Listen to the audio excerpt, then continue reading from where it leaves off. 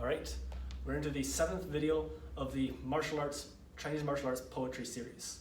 So in this video, we're going to be going over not a particular technique, but a principle that is prominent throughout a series of techniques, or pretty much an entire style.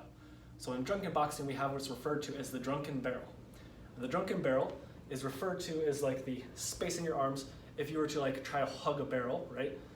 It's similar to pong from Taiji in the previous video that you might have heard of. And we're trying to maintain this barrel space so that nothing can collapse in on this space. So we have to maintain it as if we actually had a barrel here, or should not be easily able to be crushed.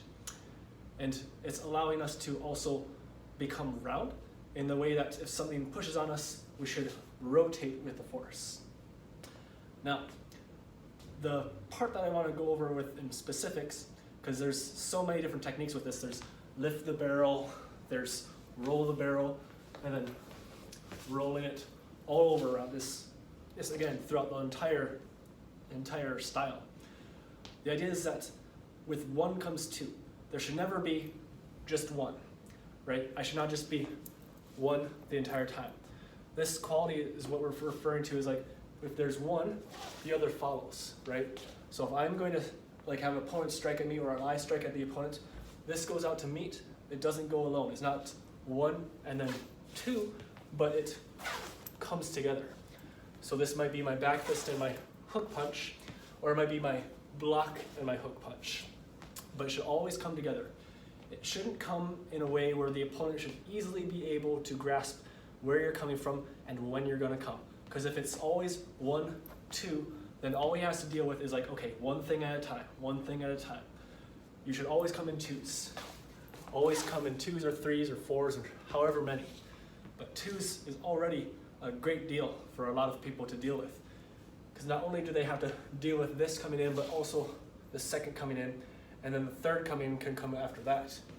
But regardless of where we roll the barrel, whether we roll sideways so we get this back fist hook punch, we can also throw, like we can go in this direction too.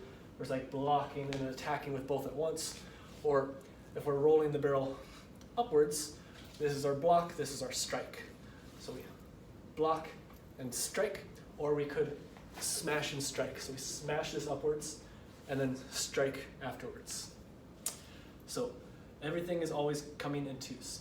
Always remember, never just come at them with one, because coming at them with one, it can easily deal with that, especially if they're trained. Always come in twos or more. So whenever you roll a barrel, there's at least 2 attacks. And that's assuming that you're not also coming in with knee strikes or kicks at the same time. Everything rolls together.